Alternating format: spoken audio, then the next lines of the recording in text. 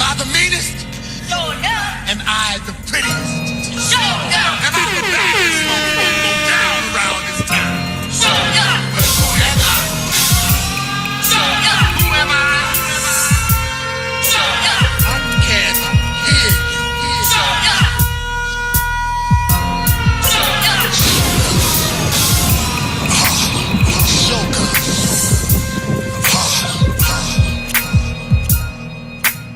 Yes. Who am I? Sure enough. Who am I? Sure enough. I can't hear you. Sure enough. Sure enough. So good. So good.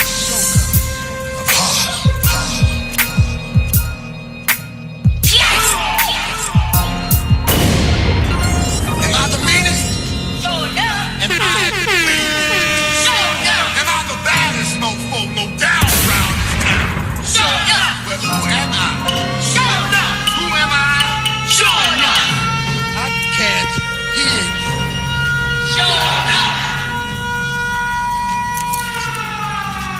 So good. So good. Yes. Good Friday morning.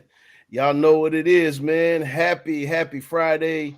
You already know we are in the building once again for a special edition of the AM King Show.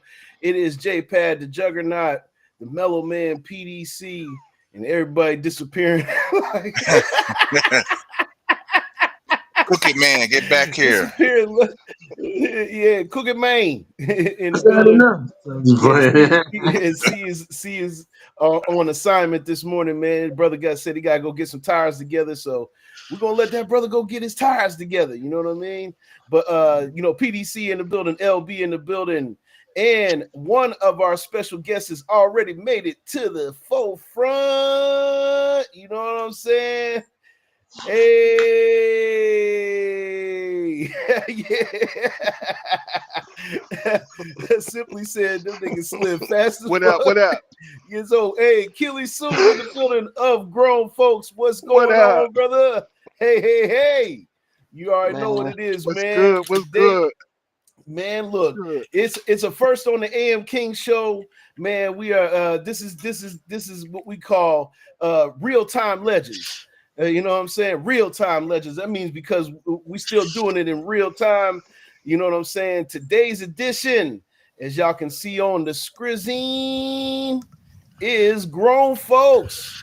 Grown Folks is in the building.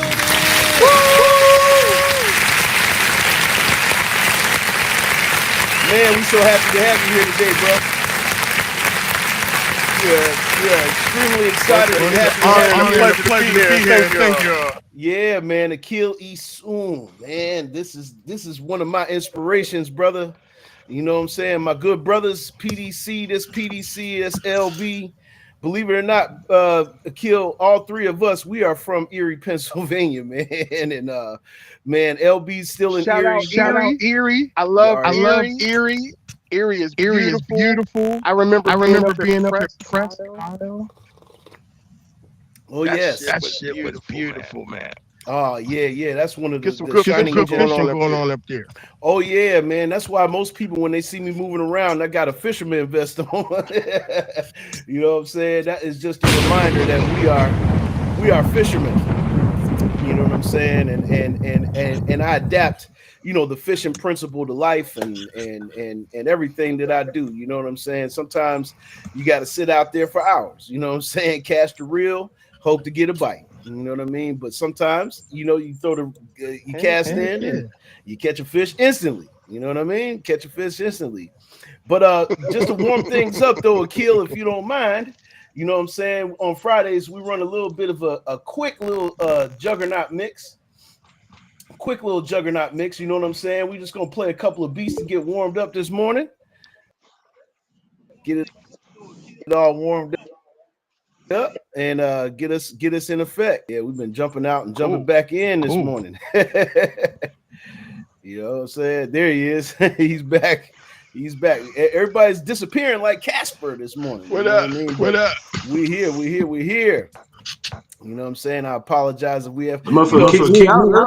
Yeah, it's Streamland, man. You know what I'm saying? Streamland definitely gets us in a pocket sometimes, and we get to slipping and sliding in and out. You know, and that's just what it is. Look, P's having some he's having some technical difficulties, but it's all right. We're gonna still run the music anyway. We're just gonna get warmed up before we get into our show with grown folks. Of course, y'all know this is Friday. It's the Juggernaut. Juggernaut.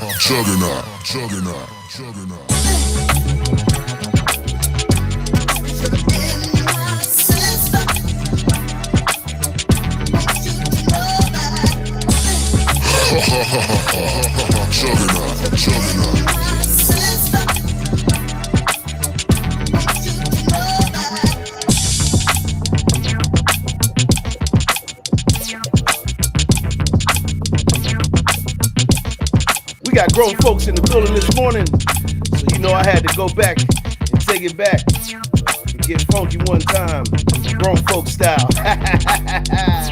Let's go.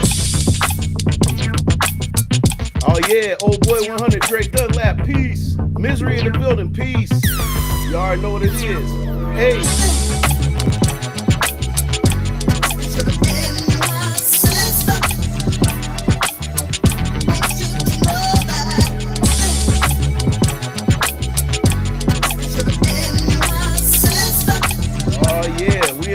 This morning. Let's go.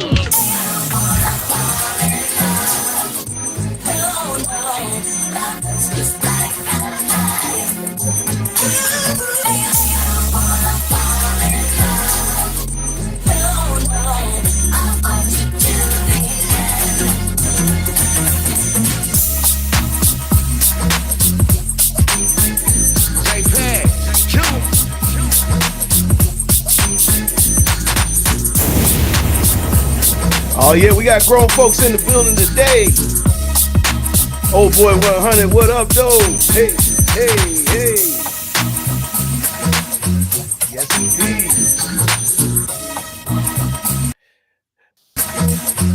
Woo! Come.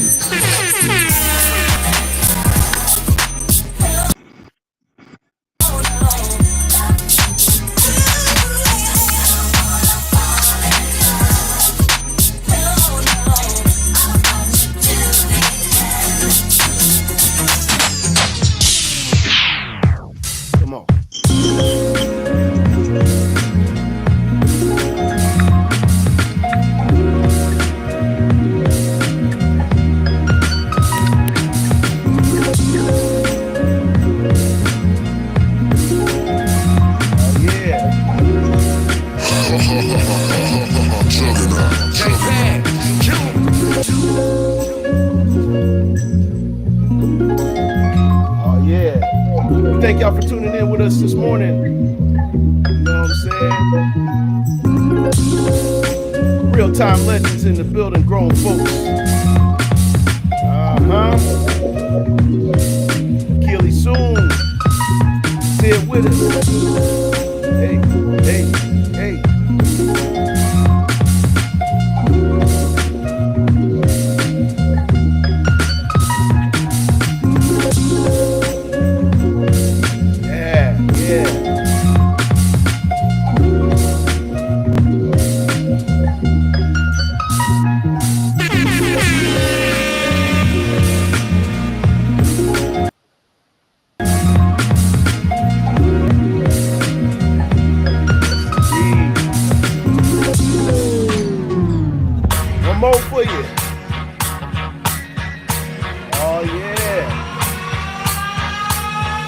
Got one of the maestros in the building.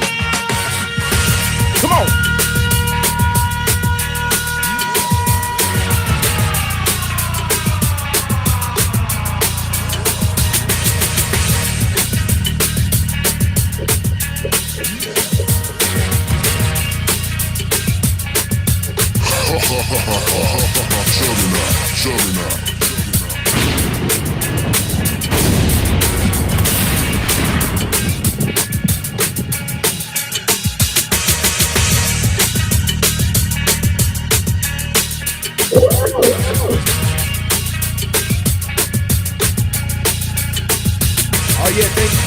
tapping in. Thank you, chat. Y'all the real MVP. You know what I'm saying? Legends in the flesh. Grown folks is in the building. Oh, yeah. Ooh, that feels good right there, man. Come on.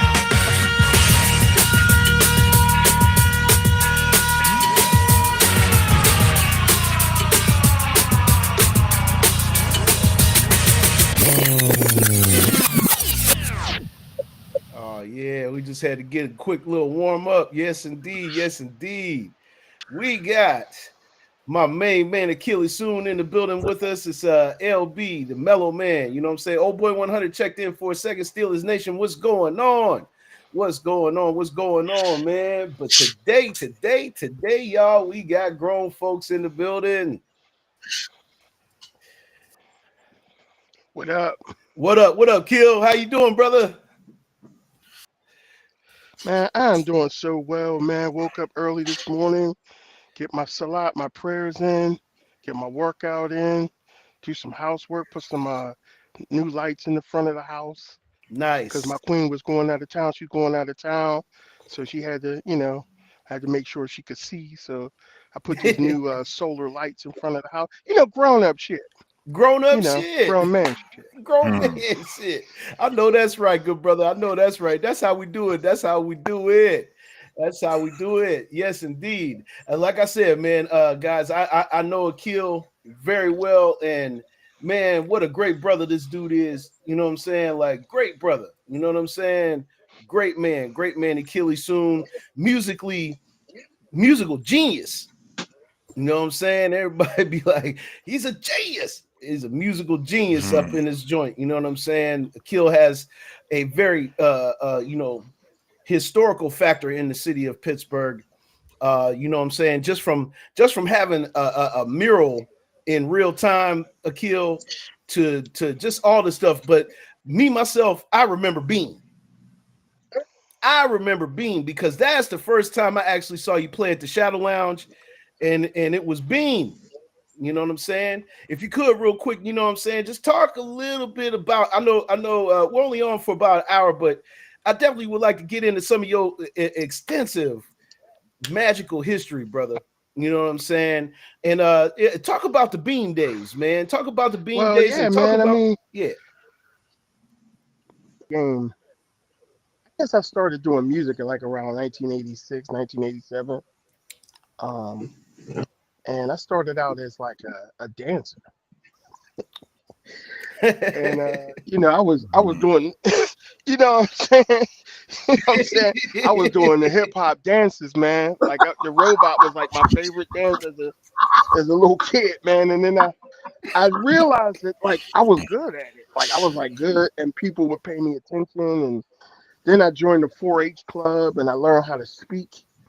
That really helped me out. And then in church, my grandma put me in this fashion show, and they put me in a white blazer and pinned a whole bunch of money on it. And I had to walk like George Jefferson down the aisles in between the pews. And then that's when I knew right there. I was like, wow, this is amazing. They was going crazy. They don't kill. So once I felt all those vibes, then I started doing like New Edition and Bobby Brown in middle school, like talent shows, me and my friends. And then from there, I met this brother named Pierre, and his rap name was MC Blaze. And Wow. I started rapping. I was horrible at first. I remember going up to W. It was Oh live yeah, on the air, and it was like, WPTS. yeah, they was like, you could rap live on the air. I was like, word. I was scared to death. Oh my goodness. I got up there, man. It wasn't a pretty sight, bro. I was terrible, man. I was nervous. I messed up, but it was still bomb. People still called in, was like giving me encouragement. Dope. And then after I had all that like community encouragement, that's when I really started tying in and trying to get better and better with my pen. Then I ended up meeting this brother named DJ Super C. and we was in the Oh, same DJ Super neighborhood. C. Big shout out to Oh, Super C. big shout out to DJ Super C. He was at the first one. So me and my boy Blaze was up his crib spending the night. And he had two turntables, he had a drum machine, he had headphones, and he would plug the headphones in the microphone and we would rap in the headphones. Man, it was serious, man. We Yes. made a demo. That was It's my fun. It's first funny, demo. Kill. I used to beatbox through the headphones on my boombox. That was but the microphone headphone technique, man. Wow. Pat, I can't hear you. You keep going in and out. Is there something Oh in the man, we're audio? having a little technical difficulties here and there, brother. You know what I'm saying? It's Oh just because man. we're on a certain stream. That's all. I apologize, Okay. but yeah, I used to beatbox. I used to beatbox through the headphones. You know what I'm saying? So the headphone technique was, that was my thing. You know what I mean? And so yeah, wow, man, that's really dope, man. I So you made my guys were first doing the demo in the same thing. headphones, man. Yeah. So then from there, we met this other brother. He called Super C one morning while we were spending the night. We was eating pancakes. Super C used to make us pancakes. And we was eating pancakes. And his brother called, his name was Ime Yalaquiva. And then we Oh, started Queeve. dancing for Ime Yalaquiva. So we did one show in Youngstown, Ohio with DJ Battle Cat and a whole bunch of other cats that I'm still cool with to this day. And man, we killed this show up Youngstown. We was like the best ones. It was me, Queeve, Super C, and my man Pierre. But Pierre ended up falling out the group, and it was just me, Queeve, and Chip. And then we started a group called Pencils in a Cup. And then that's Pencils where in it a all cup. began. That's where it really started, right there. Pencils in a cup. Matter of fact, I got something to show you real quick. Yes, please do. Please do, brother. Yeah, Please I do. got a little Yes, something to everybody share. tapping in. Yeah, Yes, man. indeed. Peace to Frank So Grandsman. He's in the building. Blunt Conversations podcast in the building. John Miner, what's up? What's going on, bro? what up, John's in the Jay? building. So Yes, here's what I gotta show indeed. you, Yes, right? indeed.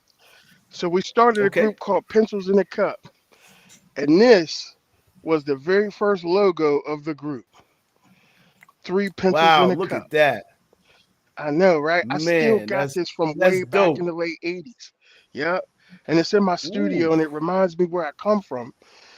It's beautiful little painting that this girl painted for us, but like me and Chip designed the logo, so it was really cool. And then after that, we start making our own music, and this was the first keyboard I ever made beats Oh, I on. remember that. Oh, I remember that. That's the Casio sampling keyboard. Well, Mm-hmm. really, we was on the Casio SK5, but this is the realistic concert mate. This is my first one. Me and Queeve used to Oh, work on okay, the yeah. Casio SK5, and we used to have to speed the Oh record man. up real fast to get like 3 seconds of sampling time. Boop. And then we slow it down and make beats. So, we've Yo, been doing that this for is a very, very amazing. long time. Oh, I Yeah. remember that little keyboard, man. That little keyboard was a wonder back then. It was just something special, man. I'm telling you, like, boy, people don't know, man. It's We still thought special. I we still thought, use it to this day. I got hey it on man, the we new thought Grown we Folks had joint. reached the mecca when they had came out with Mm-hmm. them little keyboards, man. Because now everybody Yes. can get involved. Yes, indeed. All the other half of grown folks is in here with us. Messiah Turner, what's going on, brother? What's good, Woo! everybody? What are you doing? Hey, Yeah, yes, yeah. sir. That's We the is in man the right building. there. That's You the know what I'm man saying? right there. What up, Side What's good, Dilla? y'all? Yes, indeed. Legends in real time, man. You guys are the very first on the AM King show, man. We go off our regular script, and today is all about grown folks today. You know what I'm saying? But yeah, Keel, I didn't mean Yes. to interrupt you, man. Go ahead, brother.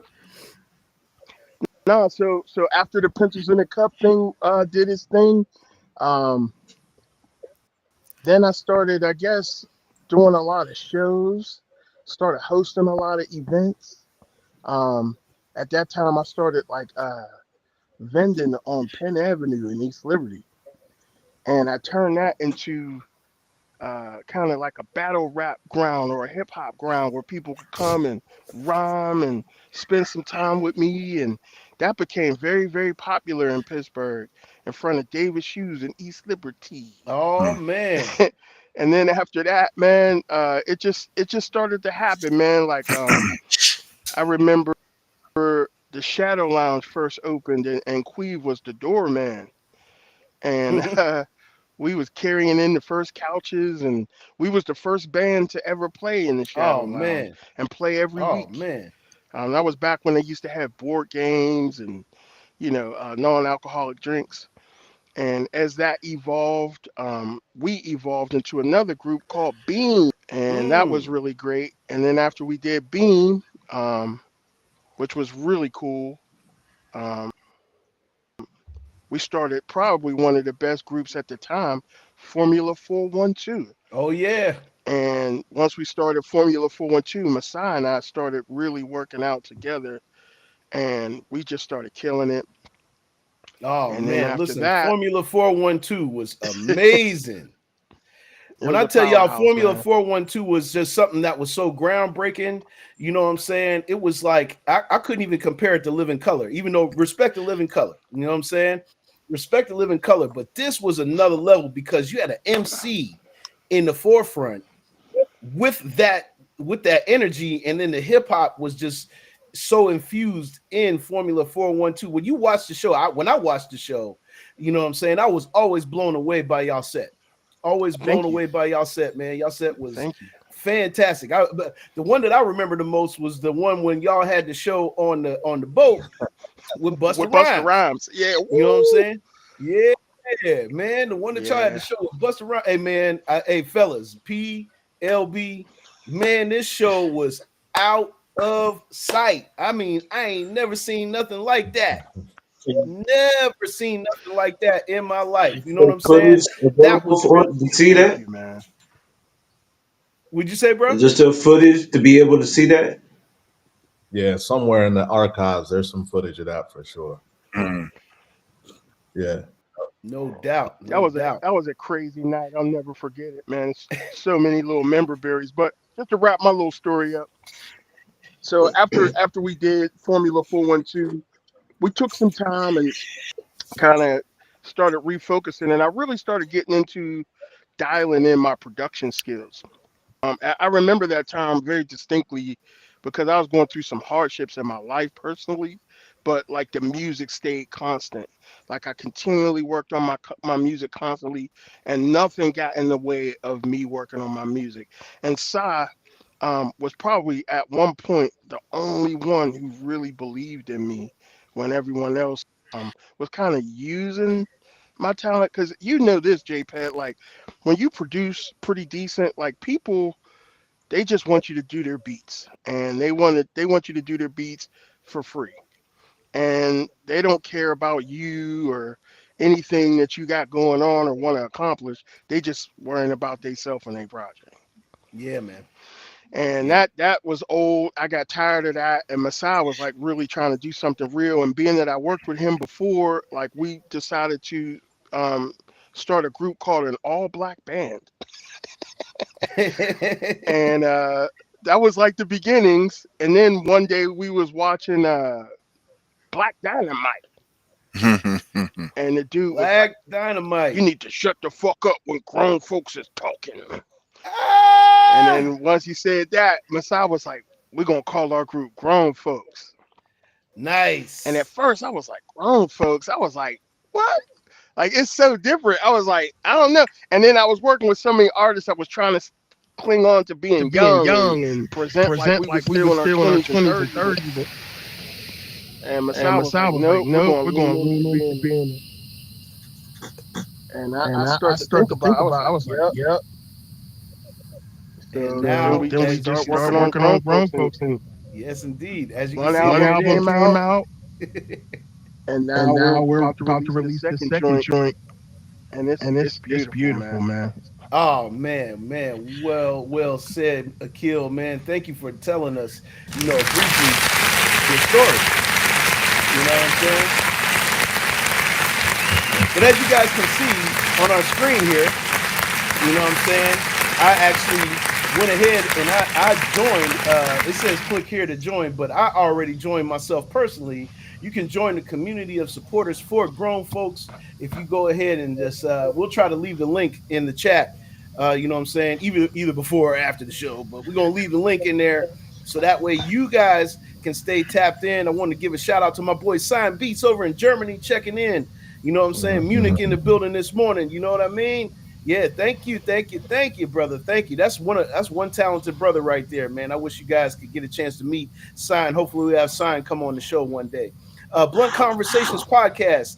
Yes, indeed. He said, I guess as an artist, knowing what I know, I pay for beats, skip past all the bull, then you own rights to the record. That's how we get ownership going, fellas. That's how we get the ownership going. But yes, right here is a link, and this is a very comprehensive link. Masai, I went and looked at all this stuff.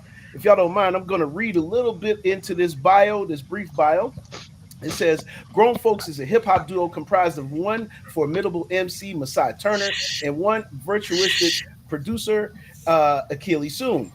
Many enthusiasts that were raised on hip hop music and culture find themselves disenfranchised by the overwhelming imbalance of ignorance, immaturity, misogyny, and substance abuse being promoted today. Grown Folks has established themselves as a healthy alternative for those searching for messages and music to relate to. The group sound is rooted in raw beats that include chop samples and drum breaks, plus a host of supporting live instruments. The lyrical content can be simply described as real rhymes that include social commentary, personal perspective, and a reflection on a reality that most grown folks can identify with. Man, that is really, really dope. Masai, man, we got a little history on Akil, but man, we got to go back and get some history on you, bro. You know what I'm saying? Welcome to the show. First and foremostly, once again, we are really excited. You guys are the first that we've ever had, as far as, you know what I'm saying, our heroes in real time. You know, when it comes to doing this show is just dedicated straight to grown folks, and we just so happy to have you, man. But yeah, talk a little bit about your history, a little bit about it for us, brother. Yeah, for sure, man. First of all, just appreciate y'all spending time with us. A lot of people don't appreciate people's time, right? And I know Right. y'all doing this consistently every week Yes. is something because y'all got other things going on. This is not the only thing that y'all do. So I just appreciate y'all time for real. No doubt.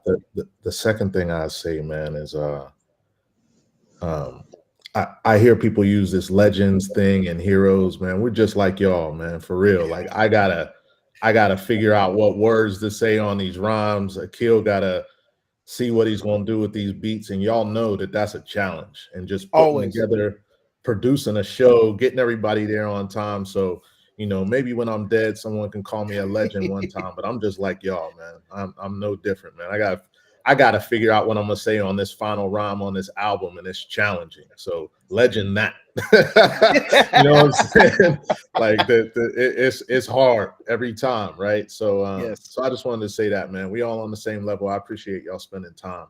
My history is Absolutely. really simple, man. I was a big fan of hip hop, and I just wanted to participate, right? I just wanted to participate. That's it. So I got started trying to dance. That's how I first got started. I was just dancing. I was I was in a dance group, and we used to go like battle people in a circle. And I did Oh that man. 6 months at like little clubs in Pittsburgh. And man, I thought I was like going to be in the next Beat Street or Breaking movie for a second. And Oh then man. and then I started seeing people who could really, really dance really good. And then I was just like, nah, this ain't for me. Right. It just wasn't me being real, right? Like I could two-step and move around and make mean faces at people and make them look like I could dance, but I wasn't doing it like at a high excellent level, right? So I Oh was like, yeah. man, I gotta still participate. So I got some turntables, and I used to go to Collector's 12-inch, and I used to buy like 2 or 3 12-inches every Friday because that's how much money I would have every Friday at the end of the week, when I'm like, 14 or 15 years old. So eventually I had like, I don't know, 12 inches. And then it was time for me to start doing Start parties. doing it. I had to Yeah. start doing parties, right? But if they asked me to do like more than a 2-hour party, I didn't Oh, have enough records. it was cooked. I didn't have enough records. So people would ask me to come do parties, and I would be like, all right, but I only do from like midnight to 2. Yes, Right. sir. I try to make it be exclusive because I only had like 40 records. Right. You had to make it very And exclusive. there was no bringing digital music into it. There was no other way. You had to have the records and the turntables and the mixer, and that was it. And that Right. was it. If you Right. really wanted to fake it, you could probably hook up your tape deck to your mixer and maybe play some tapes, but I wasn't that advanced, and I was trying to get the look of the DJ.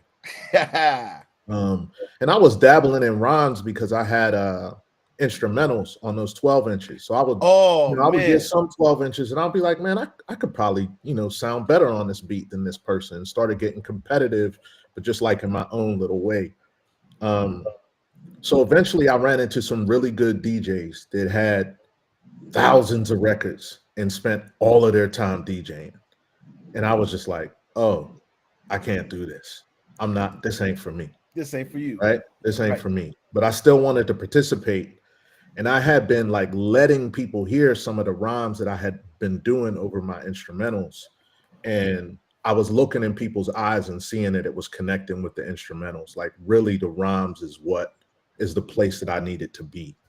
Right around that time, some of the greatest groups of all time were really coming out, and they were saying some things that were interesting to me. And they also seemed like it was in the way of my soul and my spirit. So I really found some groups that I felt were kind of like leading in a different direction that I could follow. Some of those groups are obvious, like De La Soul, Tribe Called Quest, etc.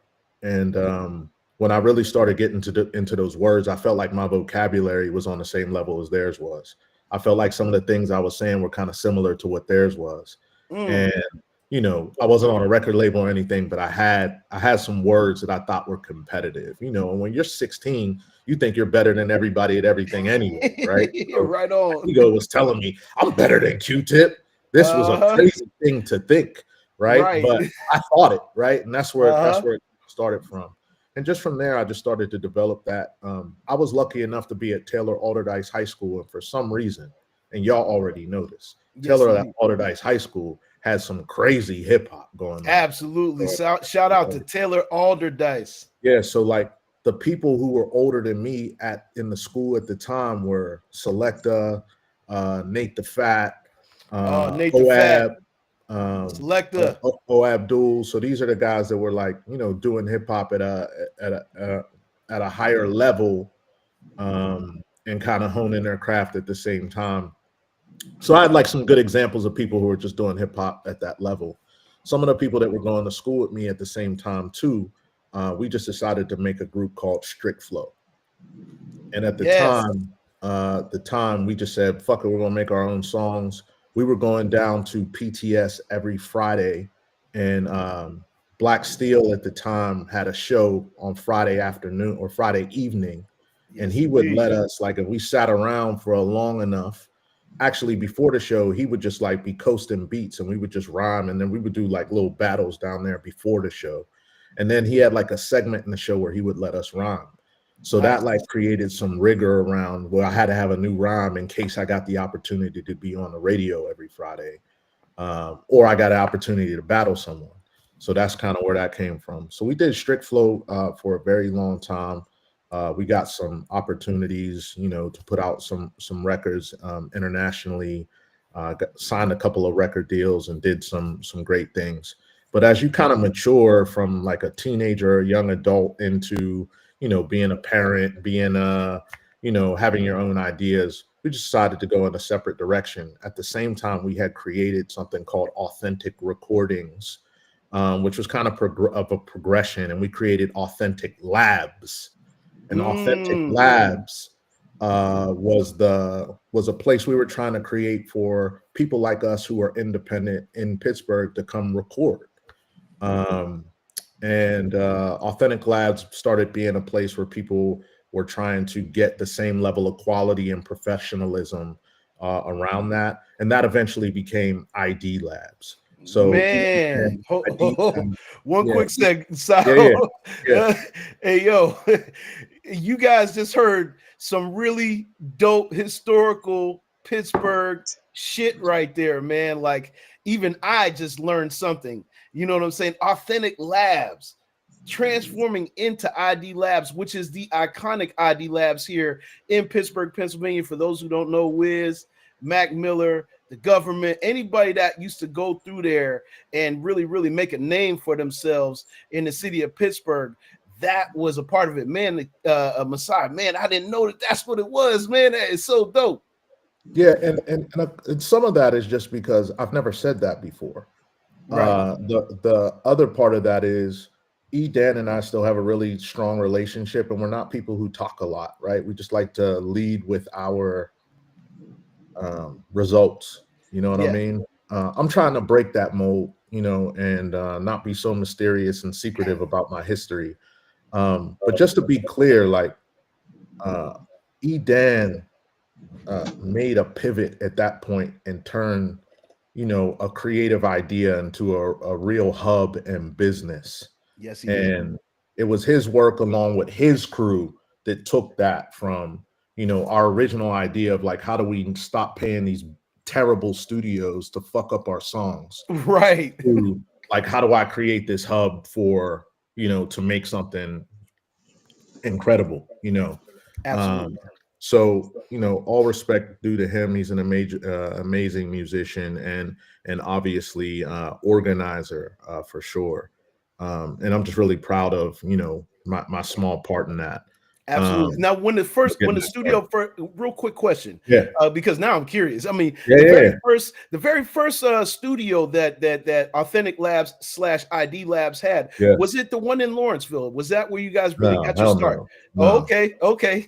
no. You know, uh, Eric, sorry, Edan turned his house basically into the studio. So Wow. originally the studio was in his basement for many years, and it was basically like exclusive to Strict Flow at that time. He built a mic booth. A lot of the things that you see on the walls in ID Labs used to be like in the walls in the basement Oh, of wow. his house. Yeah, and I mean we used to treat it like a job. Like I got Right. up at 8 o'clock and went to the studio, and around 6 o'clock I would leave the studio. Right, it was like a job for me. Nice. And he was growing a lot of knowledge, just learning in the technology, and just really learned how to do it on his own. I mean, it was a really independent, journey for sure. Big shout out Um, to E Dan this morning. yeah, You yeah. already know. And then he moved to and then we moved to Lawrenceville.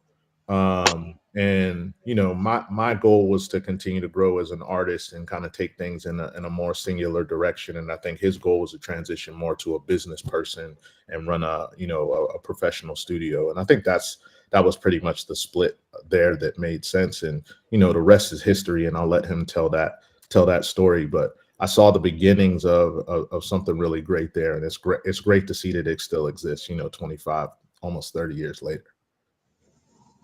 Yeah. Man, that is Um, big as shout far as out. that goes, Big, man, like man. We gotta give a round of applause real quick.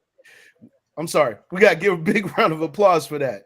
25 yeah, years of ID yeah, Labs, at least man. yeah, about 25 years. Yep, yeah. So then, I mean, kind of where Akil and I started is, you won't believe this, but um, after you're not in the biggest or most popular group and you're kind of one of the deciders on breaking that up, people feel like they have to choose sides. And I just don't want to play in that arena. Like I'm just here to, make music and be creative. So Akil was one of the first people I reached out to, and he wasn't really interested in choosing sides on, you know, um, where people stood in Pittsburgh. And I think more so than like our music, because I don't know that the rhymes I was writing right then were the greatest rhymes I ever had. And I don't think Akil's beats were the greatest at that time either. But we started to just develop a camaraderie, because I think initially when I met Akil, it was more competitive. Akil is he doesn't talk about this a lot, but Akil is one of the MCs that can do a show without any written lyrics at all, right? And Man. entertain the crowd, and he's a real freestyler. So Yes. that's not a skill that I have at all, right? And I'm someone who's I'm someone who's like very meticulous about writing rhymes. And I had a way that I like to entertain crowds and perform as well. And I think that those were pretty opposite ways of approaching performing and emceeing. And just in the competitive nature of emceeing, I think we had a little bit of space between us, although there was always respect. You know what I mean? So I think at that point, maturity, we just decided to, maybe there's a way we could work together. And I think my first show after Strict Flow by myself, Akil was my hype man for that show, actually. And that was pretty much, and actually Bonix was my DJ. Bonix, shout out to Bonix. Yeah, shout to Bonix. There's just so many connections, right, in this time. But anyway, I'll speed up here. But Akil and I developed some camaraderie in that moment, and then probably didn't even start making songs until 3 or 4 years after that. Truly, and that became Formula 412, which was a great phase. But ultimately, Formula 4, there's some feedback on the screen. I don't know yeah, it's just we have technical difficulties. Okay. We're on a basic streaming service. I'll keep going. And I'll just say in that group of Formula 412, I think we just took music a different direction and people that your individuality. But it wasn't purely hip hop. It had a strong rock component to it. And I think when you have guitars and dreadlocks and sunglasses and drums and all these things flying around, sometimes the true elements of hip hop can get lost in that, and that's no disrespect. I had the longest hair in the group and it was flying around and I'm jumping around on stage. And I think just sometimes like that didn't feel authentic to me, right? That didn't feel authentic to me. It felt like a little bit more of a show and a presentation. As I'm performing those songs and as I'm, looking back on that, that's not my proudest thing to share. And it's not because it wasn't great. It's just because I didn't feel like that was really me. Gotcha. Or not who I was aiming to be when I first put it together. So that ran its course, like many things it'll do. And it's hard to maintain authenticity or hard to do something where you don't feel like you're maintaining your authenticity or really representing what you want to creatively. So that's kind of where we put a pause to that. And then I just said, hey, let's strip down the marketing. Let's forget about all this stuff. Let's just make great music. And that kind of started turning into what you see grown folks being. At the first, we were going to do something with like a 10-piece band. I was going to have 2 drummers, 2 guitar players, 2 keyboards, a DJ, Akil, and I was going to be an all-black band. We talked about that for probably a year, had the band together. I can't even name the people in it. It was crazy. It's all good. It wasn't anybody from Pittsburgh either, but it was just some crazy people. Yeah. And then we'll talk about that another time. And then we just said, hey, man, what's up with these beats and these rhymes? Let's get back to that. Even in Formula 412, I feel like our best songs were kind of the songs that we just really stripped down and just made the beat the foundation. And then, that became Grown Folks. So that's a long 10-minute version of my 30-year history involved in that hip-hop scene. Yeah, just over that period of time, all of the releases that we on Authentic, which is my record label,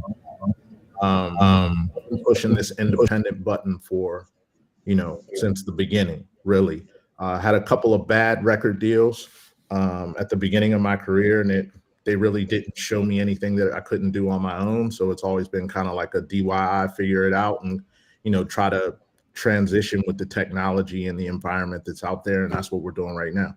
But you know what? That's a great point you just brought up right there, brother Masai.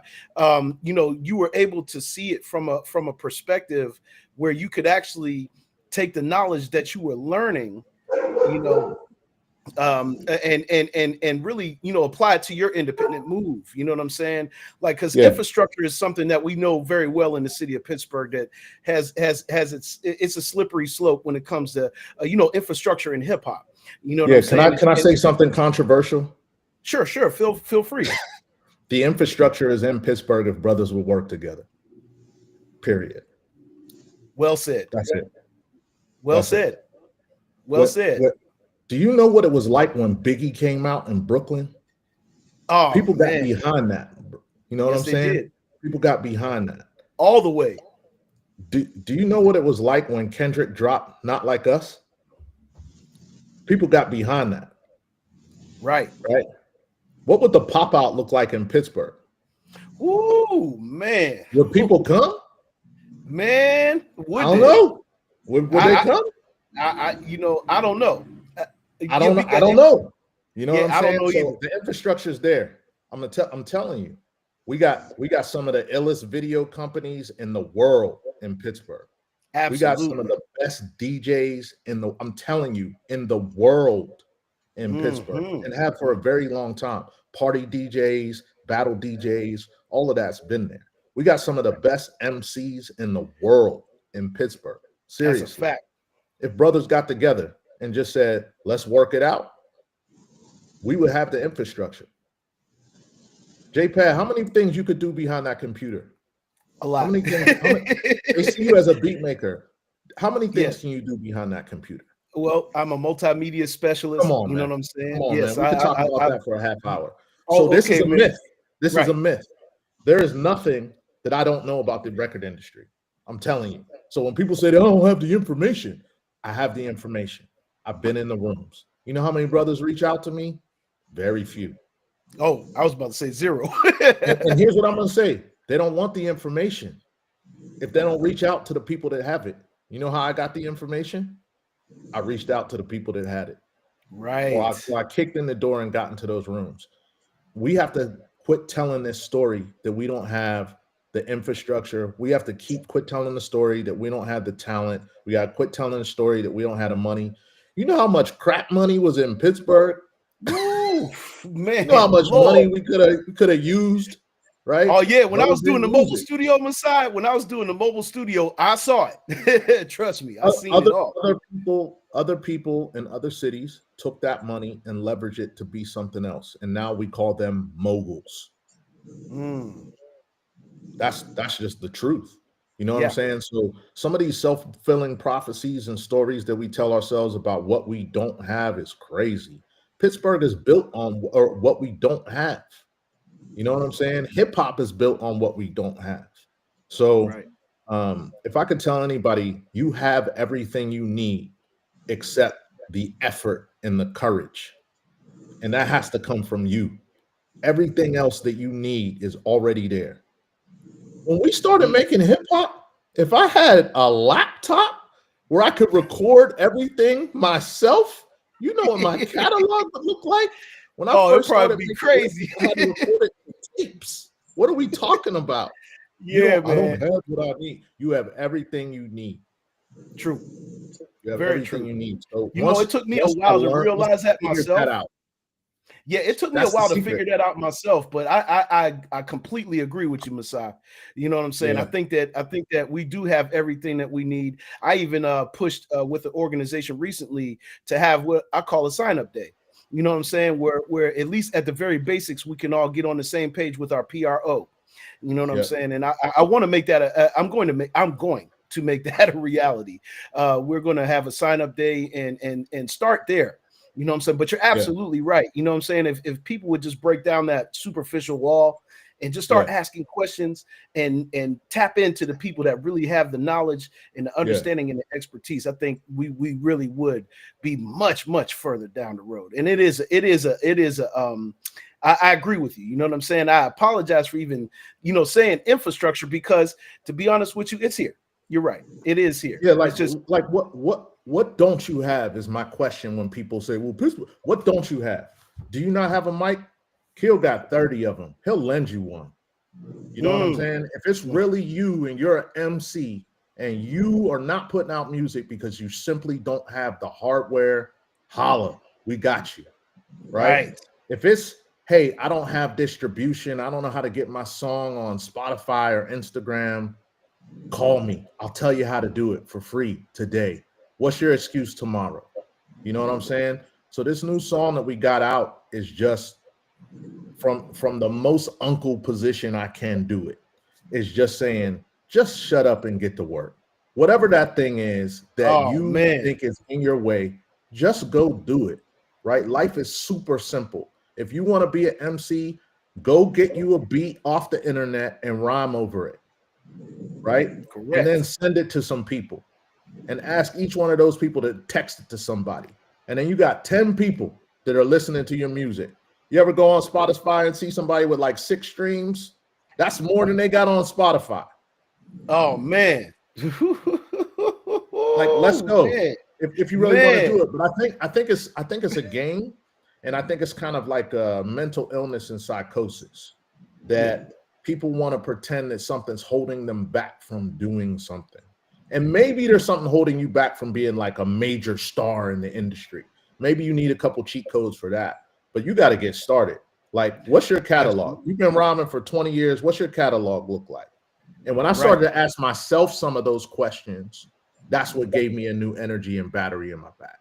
Literally. Oh man, All that's of the that. complaints, all of the excuses I had, what could have been substituted for effort. And that's what we're on. That's what we're on right now. Like, Awesome. I'm not talking, I'm just doing, right? So you're going to see some of it all of the time. And then when I say this, this is not me talking down to anyone, because I am one of the people who did not share information. I am one of the people who allowed people not to cross bridges and just stared at them from the other side. You know what I'm saying? I'm one of the people who never told people that I was involved with establishing ID labs, because I was just like, I don't care. It's not my thing now. I'm on to the next thing. And didn't really realize that that could have inspired people, or they could have connected the dots that might have been something that motivated them. You know what I'm saying? Mm. So like, as the old heads, like, and when I say old heads, I mean that respectfully, because most people didn't make it 30 years in this. So I wear that as a crown. I got to share Yes. my story so that people have that motivation and they have those lessons that I learned through that path. And that's how we accelerate the people who are the next generation. Oh Right. And there's a man. gap there where we're not sharing the information and telling our stories. So people are a little blind trying to, get through some of the things that we already get through. Like, we don't have to let them fall in the same pitfalls and holes and mistakes and legalities that we did. All we got to do is tell our story. They're like, oh, I'm not doing that dumb shit. They did that in 1999. I'm definitely not doing that in Definitely 2005, 25. right. You know what I'm saying? Oh, they were Right. signing deals with people who didn't give a fuck about them. Oh, no, I'm definitely not doing that. You know what I mean? Go ahead, my Yes, man. indeed. Yes, sir. Yes, PDC got a question. Go ahead, brother P. Hey, what's happening to both guys? First of all, I want to thank you for coming and sharing your years and decades, giving the guy flowers while you can. You know what I mean? Once you Oh the yeah. ground, you can't. So we're gonna give it to you right now. I want to give a shout out to the people that get Cammy and Sign, DJ Rob in the comments, part of LFX Media. What's going on, family? Me and DJ Rob, not shameless plugs, but we got a thing going on Kick Saturday night at 8 p.m. It'll be DJ The Quiet Storm. He does a video. We do it on Kick, and you can join on Facebook. But what I wanted to say to both of the fellas, again, salute your efforts. I have a solution to what you were saying of not participating. Myself and Pat, we're both published authors, so what we use, uh, he has an ebook. I have a self-published book called The Rico Verdict. We use what we have, create sales funnels, ads, and paid ads is where it's at, because there's always somebody looking for what you're selling. Yep. You do the pay, can do it through, hey, I got a free ebook, and collecting emails and get a newsletter and all of that. But here's my question for both of you guys, as writers and as freestylers. So Kill, Messiah, you the writer. So my question for Kill, as far as freestyle, about the word ghostwriting, can, like, we got guys like Drake, we got other guys. How about ghostwriting? And for Messiah, about the Grammys as a writer, like, are you, and so you just independently, what structure building our own. What do you guys think? Yeah, yeah, Well, the art of freestyling is basically the art of conversation. I've boiled that down to like having a conversation. Freestyling in hip hop is so akin to being a griot in Africa or being a poet or a great orator. Um, it's just all about having vocabulary to say the things that you most want to express at the time. And, I really don't mind ghostwriting at all because I remember I used to love an artist back in the day. He passed away now, but his name was Biz Markie, and Big Daddy Kane wrote his biggest Yeah. records. And I wasn't mad at that at all. But Hmm. like lately nowadays, it's kind of been looked down upon for artists like say like a Drake, have people writing his rhymes or whatever. Hmm. Um, that dude is very successful and he makes a lot of money and he employs a lot of people. I personally look at that as a win when you can employ all your friends, like Wiz Khalifa. You're a winner. If you're sitting around writing your own rhymes and they're not working, but you're hanging around a crew of people who can write very well and can help you out and willing to help you out, why not? I feel like music is a collaborative effort anyway. I've been in plenty of bands, I've been in plenty of jam sessions, and I wasn't the greatest musician in the particular voice at the time that played something in time to help make the song work. Even in grown folks, Masai and I have very curated roles, even though we do a lot of things, especially Masai. Masai does a lot, but I do a lot as well on the musical side of things. And I'm open to Masai coming in with ideas. I mean, our music wouldn't be what it is if we didn't collaborate, you know? Um, so, nah, man, I think that what it is like a lot of people have like very fragile egos and they want a lot of the shine and the spotlight and playing all the instruments or writing all the rhymes yourself sometimes seems to be um, the thing that people deem the most um, I don't know respected. But I personally think that music is a collaborative effort and so is writing if need to be. But I will say this though, working with an artist who writes his own rhymes, there's a certain speciality that comes with that. Like when I work with Masai and he writes all his own rhymes, he's saying what he wants to say. And there's nothing better than that because he knows how to clearly express his points. And I think that has to be said for something. That has to make for something. Because some of my favorite artists wrote their own rhymes. Nas writes his own rhymes. KRS-One writes his own rhymes. You know what I mean? Q-Tip wrote his own rhymes. So there's definitely something to be respected about writing your own rhymes. But I do think that collaborative efforts are very key to making great music. Awesome, yeah. I awesome. think you asked a question about two things. I think you asked a question about culture, and I think you asked a question about industry, right? And when I'm thinking about this question, I separate those two things. Culturally, had the Vapors said written by Big Daddy Kane on the screen when the video came on, I would have turned it off at that time because I was so in love with the fact that this was the originality. And this is no disrespect. It's just how I looked at MC. And it's like, this is what's coming from this person. I think at that time they were thinking about industry. I got this amazing personality, this amazing person, this energy that I could, as Big Daddy Kane, never deliver. And Biz is the only person who can do it. So let's get together and collaborate on that, right? From an industry perspective. And now, if you wrote like what are the top most 100 songs that made an impact on you, that song would be in there. And had they decided not to collaborate, man, we'd be screwed. And those of Yeah, us as MCs that want to tell stories, man, how simple was that story? I think those verses were only like 8 to 12 bars. in Mhm. those songs. Like it was very, very simple when we're thinking about some of the things that they did. Big Daddy Kane's verses were never simple. No. When you listen to them now, it's still highly intricate, and some Woo-hoo. of us can't even say it, right? Man. After knowing it for 25, 30, 40 years, right? So I shouldn't say 40, it hasn't been 40, but that was an exaggeration. But so imagine Big Daddy Kane has all of this talent, but as Big Daddy Kane, he is this lyrical, spherical miracle. And Biz, he's got these other ideas that are pretty simple that would have tainted that, right?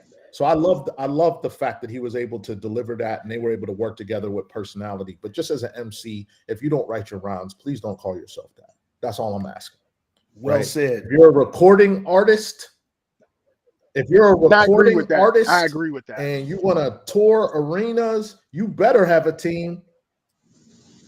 You better have some ideas, right? You Man. bet because you're not going to make 9 albums in 9 years by yourself. You better have some collaborators in there with you. You You better better. have somebody in there helping you get past your writer's block and all that other stuff. There's very few people that could go away for 5 years and come back out. Kendrick's probably the only one, right? He drops his shit and he goes back into his hole, and it might be 5 years. And that's because he's not using anybody to help him write them rhymes, right? Rhymes That are part. hard to write if they're good. Just like Absolutely. beats are hard to make if they're good. And I think we need collaborators just as creative people. That's why I've always attached myself to collaborators. So as much as I project, a solo MC effort, I've always had a great team of producers and folks, behind me, for sure. So from a Grammys Mhm. perspective, man, I respect anybody who's able to get to the top of their game, right? And the top of the game from an industry perspective is being recognized at the top of the industry with a Grammy. It's just not Mhm. a goal of mine. My Mhm. goal is to have like a cultural impact. I think once you're in the Grammy conversation, you're a part of an industry, and that's more of a conveyor belt that you've decided to participate in. And right now, we're not even at that level. I can tell you it also means a lot to me. Every one of the collaborators that you see behind the music and our sound is a Grammy Award winning professional in the music industry.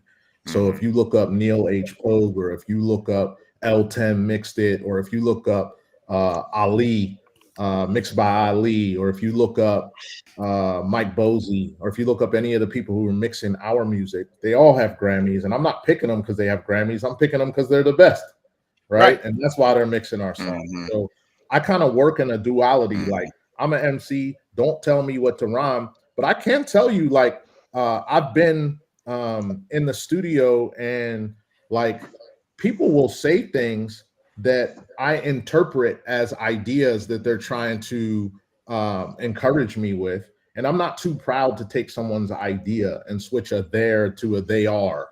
You know what I mean? Yes, But the sir. originality and the energy has to be authentic and come from me.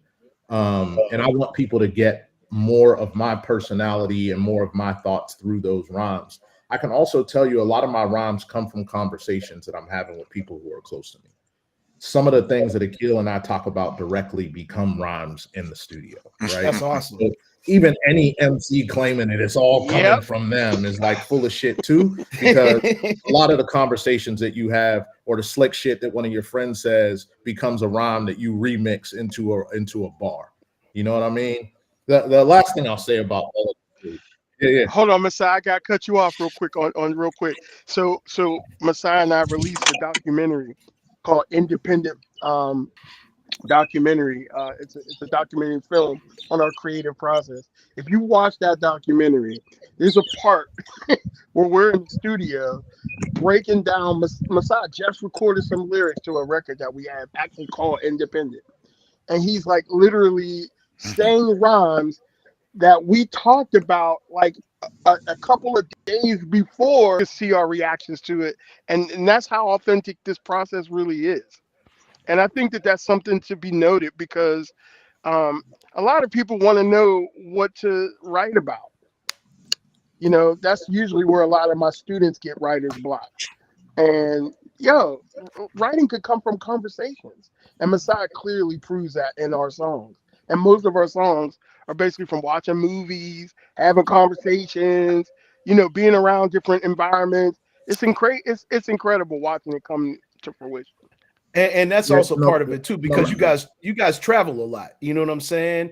That's also part of the experience. You know what I mean? And you guys are very fruitful with those things and living life.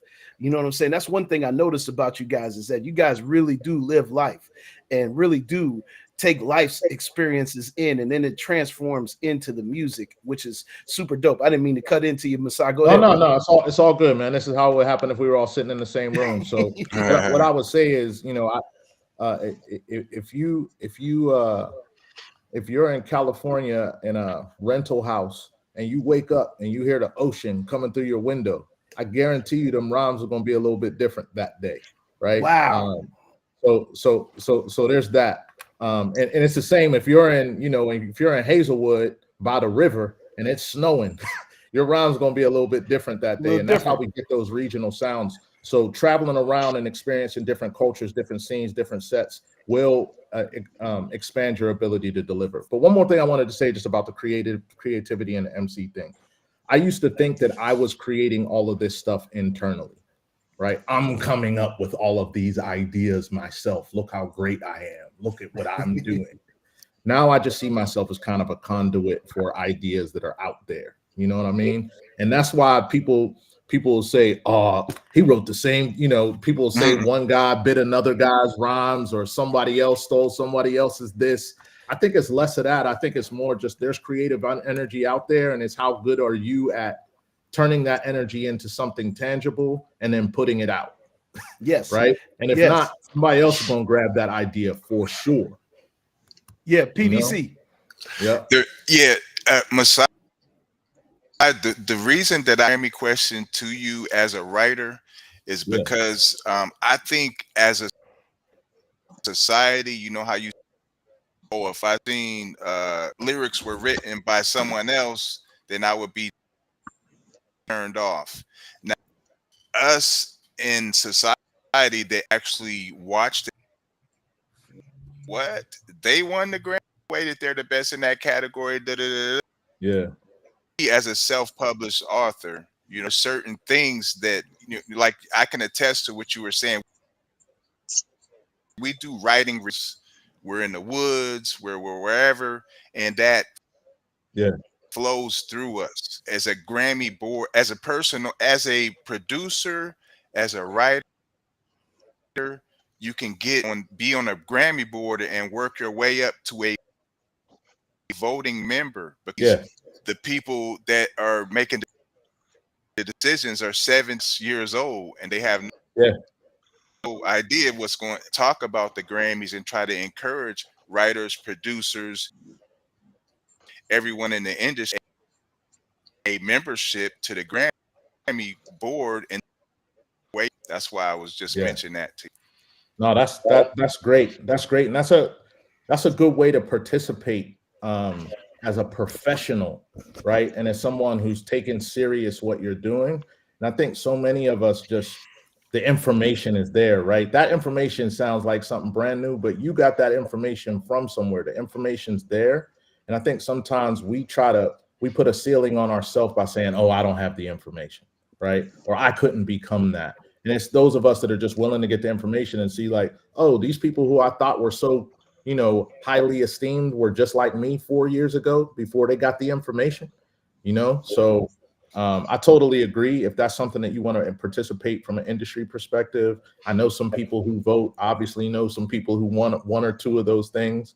And it's a process, and it's something that you have to be dedicated. You can't just show up and say, "Hey, I want to vote for a Grammy." it. Right. And get in there, right? So I think that that's really important information to share for sure. Yeah, you know what I was going to say really quickly. Just to add my spin on things. Just being in the game is, as long as the guys that are on the panel. Uh, I always try to, when I do consultations, fellas, I try to ask people the very first question that I really ask them before I even get into teaching them how to do some mixing or this, that, and the third is, what is your end game? You know what I'm saying? What do you really want to get out of this?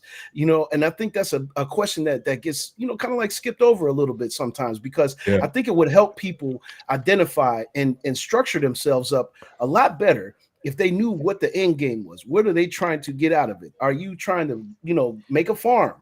Are you trying to, you know, are you trying to get into the merchandise business? Whatever it is that you're trying to do, but identifying your end game is really a critical step, because if you don't identify your end game, you're really just going to be moving aimlessly. Like you don't Yeah. really have you don't have a direction. You know, like this is what we want to get to at the end. This is what we want to get to at the end. Me myself, I wanted to start an academy where the whole entire community, you know, learn together. You know what I'm saying? And that's what the Beat Intellect Academy I got a curriculum for it. Have I found the right, you know, medium for it? No, but at least I have an end game, and I know what I want to get out of this, and eventually, you know, want to see people doing. But I think identifying the end game is important. We had a lot of comments in the chat. I'm sorry, y'all, I didn't get a chance to keep up with y'all, but we're having a very healthy discussion here. Got C in the building. C just finally joined us. He's from the Bronx, but he's over in Connecticut. You know what I'm saying? What up, C? What's up, bro? What Hey, how y'all doing? What? You already know, Yeah, man. C was on the move this morning, man. He finally made it back. yeah. Thanks for getting in there. You know what I'm saying? LB, you got any questions for the brothers?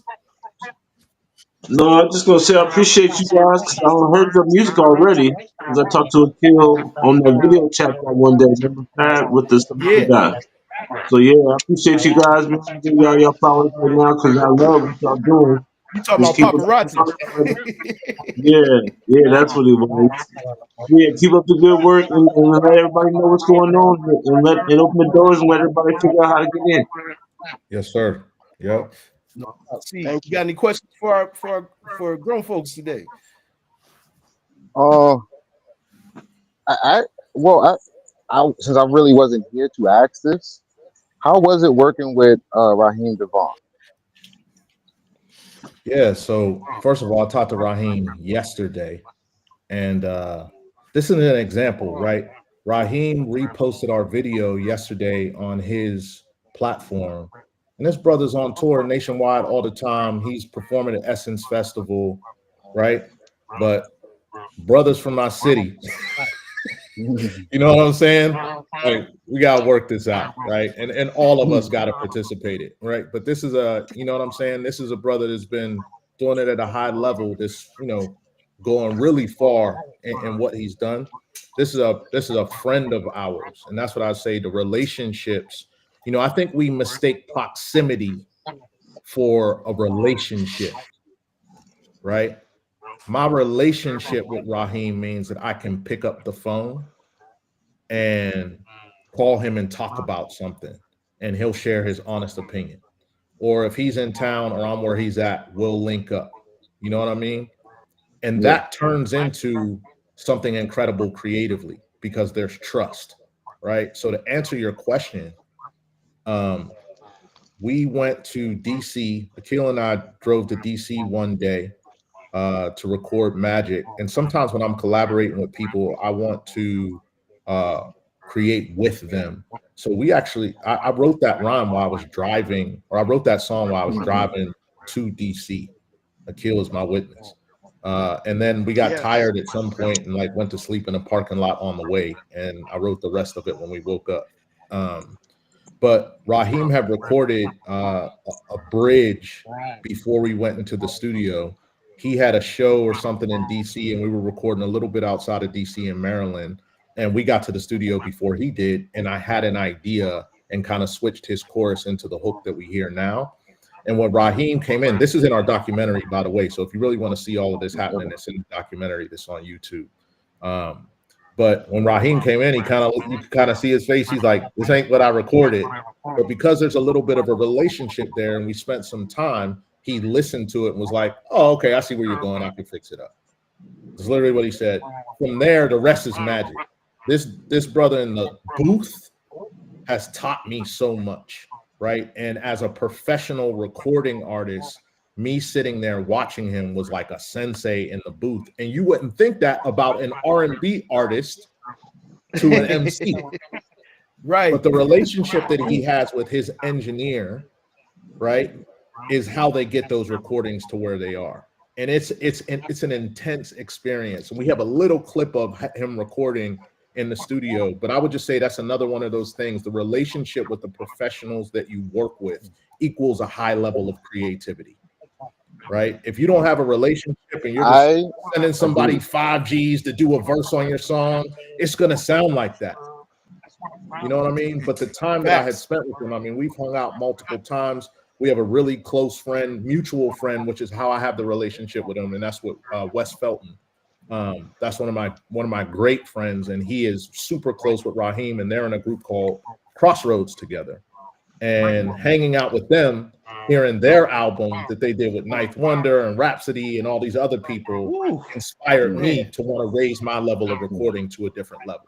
Because if you ever Oh listen to man. that Crossroads record, it's nasty the whole way through, Oh no, right? we're taking it to the lab, man. We're gonna Yeah, take it yeah. to the And, lab. and, We're and gonna not take it only to that, not only that, right? So Raheem's our R&B singer that is a hip hop head, is what I would say about him. So that's how we were able to make that. But not only Yeah. that, man, just the level of quality that they put out in their relationship, you can hear that creativity. And that really inspired me to lean more into Akil and I's relationship and make sure that our creativity is always representative of that relationship. And that's why you can't just manufacture that. You oh can't just man. wake up and say, I'm gonna be the next grown Oh folks. yeah. It's like, okay, your 25-year clock starts today, right? And in 25 years, you'll have some shit that sounds like what you guys heard we put out on Monday. And that's not ego, that's reality. You know what I'm saying? Yes, I know. I can concur. Um, so I'm not sure if Pat or anyone ever told you. I'm an artist, so I'm a Yeah, yeah, musician myself. I play guitar. I play six, seven, and eight string. So I have an album, and it's a total different yeah. genre. And when you listen to it, it took me altogether up to that point. It was, yeah, 33. I started really starting the creation of that album 11 to 12 years before that. And I didn't record the album until 11, 12 years later. And then when you listen to the album, you're like, wow, how was it like that? Well, I have a very close relationship with the sound engineer. Yes. And everyone that I work with, I have a close relationship with. You And if talking I you just talk met you them, talking about down in one world? Yes, yeah, yes, indeed. Chainsaw. yeah. And that's where me and Pat met. Big shout Yeah, out with to Chainsaw, Chainsaw. that's where me and Pat met. Yeah, yeah. Yeah, it's all about the connection. And when me and Pat met, oh, okay, he's a real one. Already, the second I see you, I have 3 seconds to make a decision about you. And that's just it. And I'm going to make the decision in 3 seconds about who you are and whether we should continue talking or not. Because once I met, that's it. But once I met Pat, I was like, okay, he's a real one. Everyone that I met at that studio was a real one, and they wound up being on the album. Yes, we actually I'm even sorry, is kill. We even is had yeah. a cipher. There's Mm. a portion of the album where there's no music. It's just like we all standing around in a circle, and we have a cipher, and we all spit some bars on it, and it was really creative. And see, real quick, tell them what the genre is, because we're into designing genres, just Okay, like the creatives. So tell them real quick. all right. So to me being me, to me being a clown, I would say the genre of my music is called music. That's But funny. now, in all actuality, it's called hip hopera. The reason it's called hip hopera because it's an audio movie, and I encompass all genres of music within that while telling a story, a meaningful story, and it's going to be with the hip hop feel. There's going to be rapping. There's going to be poetry. There's going to be spoken word. There's going to be instrumentals and me just playing guitar. There's a whole lot going on. I'm telling a story. Every single piece has a meaning. I'm just not just playing music for the sake of playing music like in Broadway. There's a if someone's playing music because someone said, okay, I'm gonna put a beat on for you. If I walk into somewhere and there's music playing, that's because someone's playing music in the background and I'm rapping to that beat. That's dope. Dopeness, and it I was a like lot the of So song fun, and it was a yeah, music unique though. That's experience. dope. You know, thank you. that's the thing I was going to say. It was a very unique experience. Shout out to One World Studios in Manhattan. That was a really great experience as well. You know what I'm saying? And just hearing hip opera for the first time was really an eye opener, and it does inspire, like you guys said. We inspire each other. Everybody's inspired by each other, and that's a beautiful thing about this is that you can reach to other entities for inspiration. You know what I mean? Like, for example, we played Magic, guys. We played Magic on this show, and when I say everybody on the panel, like they'll tell you, I ain't gotta say nothing.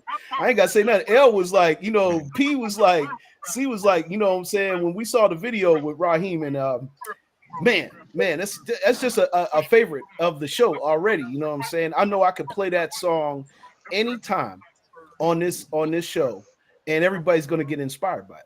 You know what I'm saying? So that's a big, testament to how great you guys really are.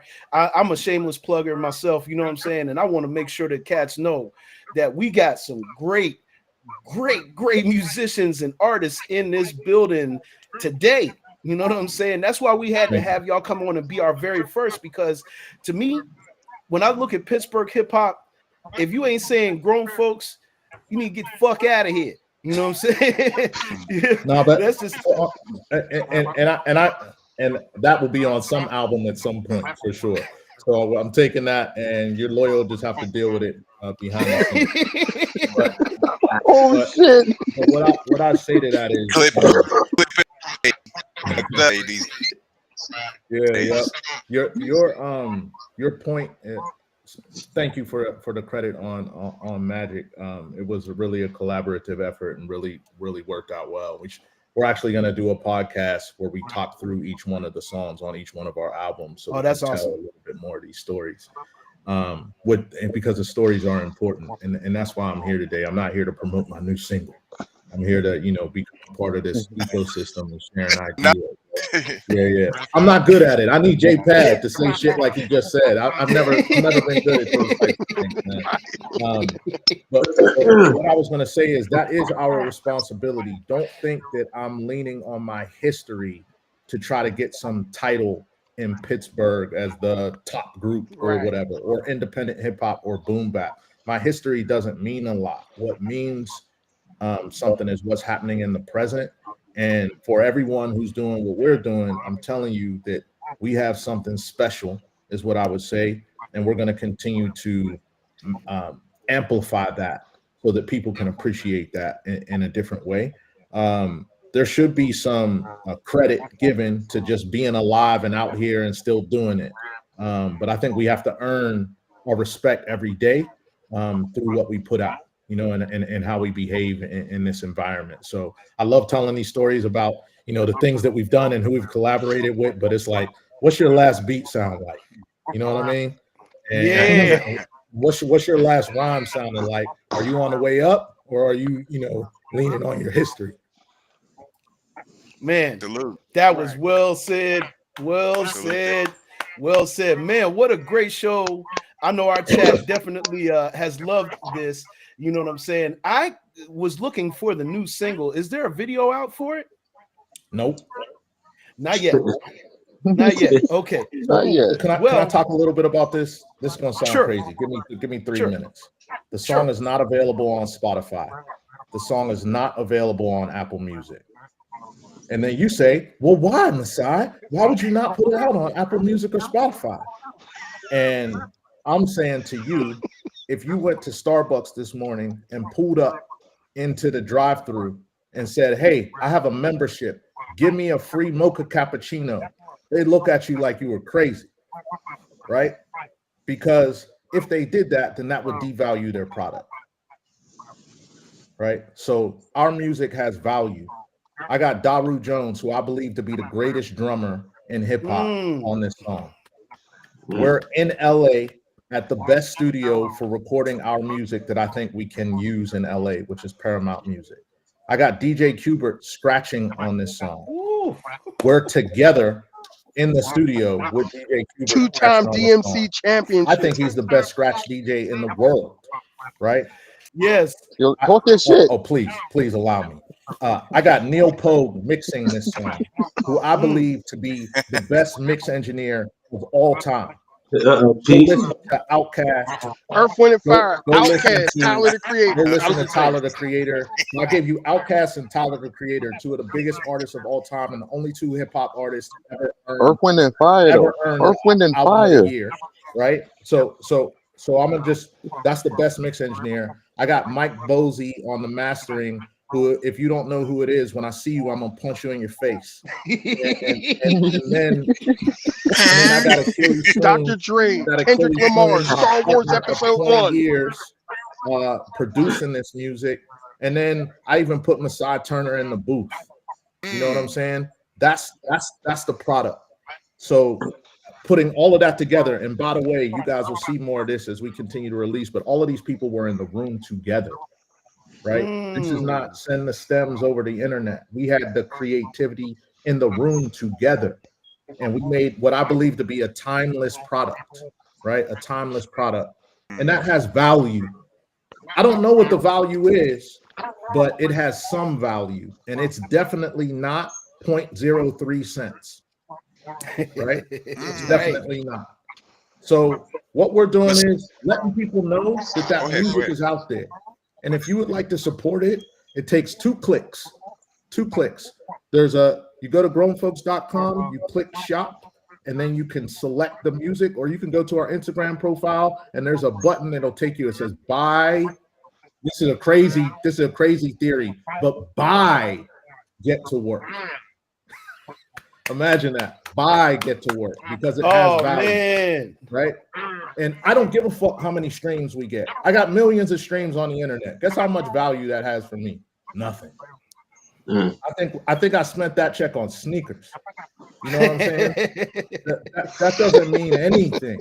What means something to me, Yo, I know how what that means feels. something to me is that you all have a value for the art form, the culture, and the effort and the talent of the artists that we're curating together in the name of Grown Folks. And if you have value on that and would like to enjoy what we put together with the greatest talents in the world, literally argue with me. I'll wrestle you in the middle of Penn Avenue if you want to argue with me about that. Right? If you believe that has value, spend a couple of dollars on it, right? And then we can reverse the expectation that artists are supposed to put themselves into the ground for you to experience something for free. When you get hungry at lunch and go to a piece of pizza, you would never walk into the pizza shop and be like, "Yo, give me a piece of pizza. I got a membership." You know what I'm saying? If you walk into Costco, you got a membership, but you ain't pulling nothing out of there unless you pay for it because it has value. It's the same thing with music, and we got to cut this shit out because Yes. people want these vanity metrics and they want to be important. I don't even care if you listen to my music if you don't have any value on it. So Right. for this first 60 days, while everyone's talking about it and while people are paying attention to the music, we're offering the opportunity for people to experience that music exclusively if you have value on it because you're willing to spend a couple of dollars on it. And the couple of dollars are not to pay our bills. You can see in the background, Akil and I both have recessed lighting and our lights are on. So we don't need it. I don't need you to stream my music. I want you to because you love hip hop and you at least expect this to be a high level quality product because of just the credits I just named, right? Even if I was saying mumbo jumbo on the song, this shit is gonna be hot just because of the people that I named to it. I'm actually saying something on top of that, which is crazy these days, right? Yeah. So for the next 60 days, if you can appreciate the art and the effort that we put to give you this music, go ahead and support it. And then you can listen to the whole thing and you could also watch the video. But guess where you can't see it? On YouTube for free in the background on your phone. You know what I'm saying? So there's 2 options. You can go to our website, you can buy the music. We love you. We appreciate the support. Or you could go to even.com. You can pay what you want for the music, and then you can also get the music video as well. So both of those options are available. If you don't trust us, you don't want to put your credit card in Shopify, you can create an even membership, and a lot of artists are doing it that way. All I'm trying to do here is reverse the expectation that artists basically go all in on their music and their art form, create a product, and then you get it for free, and they get paid 16 months later once Shopify gets around to sending their distributor the little coins. Right. Oh, That's not possible. Yeah, That's yeah. not a See, Masai, conveyor belt that works in you any talk other like me. industry except this one, and we got to cut that out. And I'm willing to sacrifice my vanity metrics and millions of streams that we got on other projects that didn't really do anything for us. I don't know Well, any of see, those people on Spotify. I can't even send them a message, no, right? So this right. way, if I get 100 people to buy it and we create a relationship and I can send them a message like, yo, I got a new one out, then that's something way better than a million streams on Spotify to me today. Woo, man, Messiah, yes. let me say this, Messiah. So I want to say this real quick Go too, ahead, go man, ahead, go ahead. because everything Masai said, of course, I agree with. We've discussed this for a long time, and this is where we landed. Um, you guys are great because you have your own podcast. Headed us on, and I just want to say thank you very much on behalf of both of us for letting us come on and speak and share. But also, I want to tip my cap to you guys for the ideas of owning your own and trying to be as self-sufficient as possible. Even within this digital age, that means something. We created music that, like Masai said, has value. You know, but we know that we don't know how much the value is, but we know it's more than 0.003 cents. Like, Come what on, is that? Kill. Come on, Kill. Literally, what is that? We are Come grown on. folks, which means we have responsibilities. Being grown only means to be responsible. That's not a responsible business model. Okay, so a lot of people in Pittsburgh and around the world who might be listening to this podcast, and if you're an artist or in some kind of business where you're putting a product out there for revenue return, listen, try to own as much of it as you can. Try to be at the end of it as much as you possibly can because 0.003 cent isn't even slave No, wages. You don't even get that in prison for pressing a no. license plate. You get 7 cents for pressing a license Go plate. ahead. Go ahead. Y'all say it. So in prison, you make more money than you do out as a Yes. recording artist. I apologize, y'all. We What having what are we real quick. missing here? Kill. I got a Kill. My friend. bad. I'm gonna say this real No, quick no, and my I'm gonna stop. yeah. I got Kill. a friend here in No, Pittsburgh. kill. My Hold on. bad. My bad. We're Yeah, just having a little audio difficulty. Hey, fellas, could y'all do me a favor and mute up while Kill finishes this statement? I apologize, y'all. I apologize. We just have some audio. There we go. There we go. Go ahead, Kill. I'm sorry. can Oh, you hear go. me now? Maybe I shouldn't be as loud. Okay, I think when you're too loud, it No, might no. do a little It's just funny this stuff. platform, But I bro. have a That's all it friend is. here.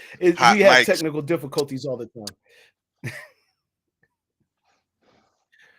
Well, I just wanted to say I have a friend here named DJ Chevy, Grind Hard DJ Square One Radio.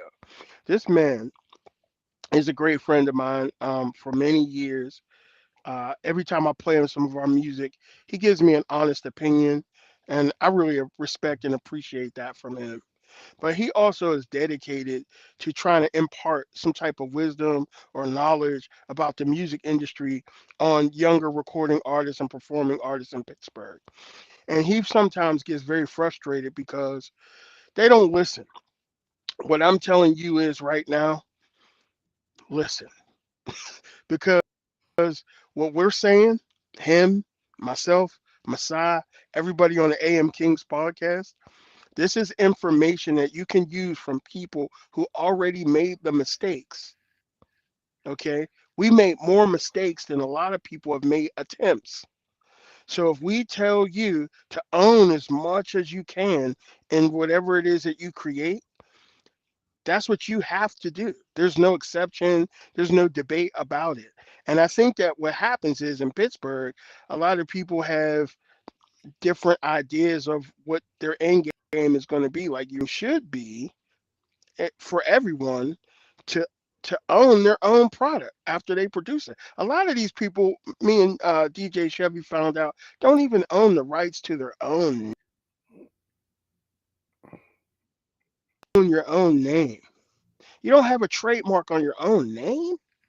I know so many cats who got the same name as certain DJs and certain MCs that I know. I mean, you could look it up on Google and there's like 10 Blase Blas or DJ such and suches. And you're like, wow, you don't even have rights to your own name? Mm. So again, I just want to just make that point very clear because I have a lot of people that I work with, a lot of younger people and students, up and coming artists that listen to what we say, follow what I do, and if there was one thing I would want them to leave this podcast with, is to try to just own as much as you can because at the end of the day, everybody's going to eat off of you and your talent. As a producer in Pittsburgh, that was one of my biggest dilemmas is everybody would eat off of me and I would get nothing in the end because I wouldn't stand up for myself, because I didn't own anything, because I didn't try to put into what it is that I have, because I knew all this about music. I knew nothing about business. I knew nothing about ownership. And then therefore I got used. And that's what happens. No one's coming to save you. That's the motto of our new single. No one is coming to save you. So you got to save yourself. So that's what I Thank you wanted to so share. much for that, man. Thank you so much for that. You guys, man, you guys, man. Thank you, chat too. Y'all the real MVP, man, for staying there with us. I know we normally talk about our we give our comments.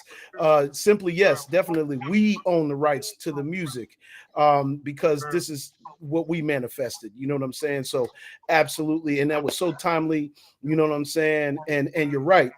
He said they don't listen. Yes, absolutely. Unfortunately, but we're gonna find a way. We're going to find a way. And if we have to be the example, then so be it. You know what I'm saying? Because I know I have an open ear. I know grown folks has an open ear. You know what I'm saying? And I know that it's really, really, really important for us to, lock in on those things and really, really start to, be transparent with each other. You know what I'm saying? And really start to build a healthy ecosystem. A healthy ecosystem is healthy. You know what I'm saying? There's only two two sides of the coin, y'all. You know what I'm saying? There's only two sides of the coin. It's either It's healthy actually or true. it's not. You know what I'm saying? Go ahead. See what you say? There's actually three sides to a coin, but I get what you're saying. I see what you say. Yeah, I know Yeah, what you're yeah. saying. No, You no. give a great point though. It's a great point. I'm just Thank playing. I'm just, you. you're right. Well, look, guys. Before we, hey, yo, three sides. Yeah, Thank, yeah. thank you, BD. PDC pulled the coin out on us one time. What? Now pull out the kings, the I king, the got king. some other coins. Yeah. I got some other coins. Oh Just, my goodness. Oh, Absolutely. we need to I'm talk, ready to PD. purchase. Oh, we need to talk, Absolutely. PD. Yeah, yeah. You already know. And we're going to try to put all the information. So if you guys, want to get any of grown folks music, make sure you guys go to the website. We are going to put a link in the chat, you know what I'm saying? So that way you guys can go run and do the thing. I really believe in the system that they're talking about. And I think that this was so great because it was so many people that needed to hear what was said today. And man, I can't thank you guys enough for coming on. I knew this was the right thing to do. And I really, really wanted people to understand and see greatness.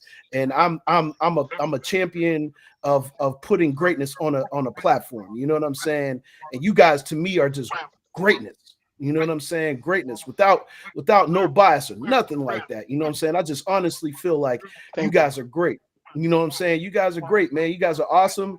I enjoy watching you guys perform every single time. If you guys don't mind, before we get out of here, do you guys mind if I play just a little something for the people? Go ahead, hit your mute button, bro. I'm You could sorry. play whatever you want, my man. I'm interested to hear what you're going to play. Absolutely, absolutely. Well, today we're gonna get out of because our stream obviously after about an hour it wants to get funky on us. So you know what I'm saying, and we're still getting a little feedback. I don't know whose mic it is, but we're Mute just up. Everybody mute up. Everybody mute up. Everybody mute up. yeah, everybody mute up, and we're Everybody gonna mute. we're gonna run this track. You know what I'm saying, and this is is actually a live performance video that I found of you guys. Called for you guys said Independent, the documentary. I started watching that, and I will finish watching that later today. Which is from what I saw from the very beginning, man, was great. You know what I'm saying? And I can't wait to finish watching it. You guys, man, you know what I'm saying? Make sure y'all tap in with grown folks. You know what I'm saying? GRXWNFXLKS. That is grown folks. They are from Pittsburgh, Pennsylvania. They representing. They definitely got the stamp on the AM King show. We gonna continue to run their music because that's what we do around here. You know what I'm saying? We put the greatness on display. And everybody in the chat, man, we love y'all. We love y'all for staying with us all the time. This is Independent. Y'all have a look. You know what I'm saying? Sound like me on the key. Ready? 3. Kelly song. Y'all, grown folks. Independent. Of course, we Make a take full no screen, shorts, Pat. don't accept. Make a full screen, Pat. Coastal Massage vocals on fly produce. Kelly soon on her. Never mind, you will go to design so your size show no clue. Fragments, racing rats, base your actions in sadness. That slave mentals made to place you back in the past. As we are tracked to the masses with immaculate magnets. Mix matches with gases, with flammable lit. That shit you cannot hold a candle to. These guys is cannibalizers, call us Hannibal. Got doctorates and rocking it while you're so grammar school. One day they'll cancel you if opportunity knocks. Below twists up in your system that'll sooner be lost. Make sure they miss you with buffoonery and coonery talks. Grown folks is who you listen to once puberty stops.